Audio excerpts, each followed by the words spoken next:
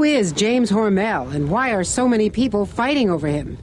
To his family and friends, he's a 65-year-old philanthropist, businessman, heir to the Hormel meatpacking fortune, a former UN delegate, big Democratic contributor, and a devoted family man.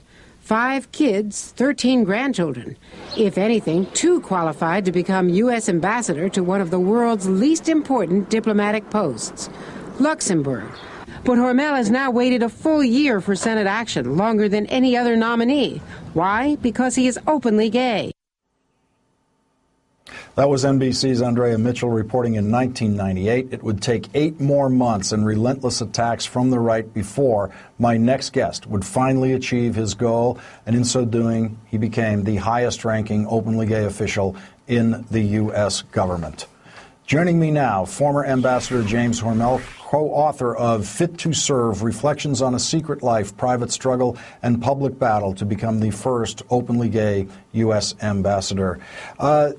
Ambassador, do you think that your situation would be any different today if your nomination was pending in the United States Senate?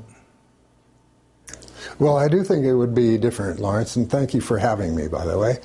The time has changed. The administration has changed, and I think the voting public has indicated that they're much more willing to accept these kinds of appointments. As a matter of fact, one was made by President Bush and another by President Obama. So there have been 3 now openly gay ambassadors from the United States. You finally were able to get the post through a recess appointment pushed through by President Clinton. Let's listen to what Senator Kennedy had to say at your swearing in. There was never any honorable question about his qualifications to be ambassador. His confirmation was resisted by the Senate for one reason only, because he is gay. That opposition was irresponsible and unacceptable. Ambassador Hormel, I've seen many nominees simply remove their names from consideration when they ran into different kinds of trouble, different sorts of resistance along the way. What made you stay with that process? Well, actually, at the end of 1998, my nomination effectively died because of the termination of that Congress. And in January of '99, the White House asked if I would allow myself to be renominated. I thought about it at length, and I thought, well, I would do it if either there was a way to get the Senate to vote, in which case we knew we would win, or whether the president would do a recess appointment. I was assured that one or the other would occur, so I went ahead with it. In your book, Fit to Serve, what would you say to gay people out there who believe themselves fit to serve and are fit to serve in our government in different positions that might require Senate confirmation or other positions where they will come under this kind of harsh scrutiny that you suffered?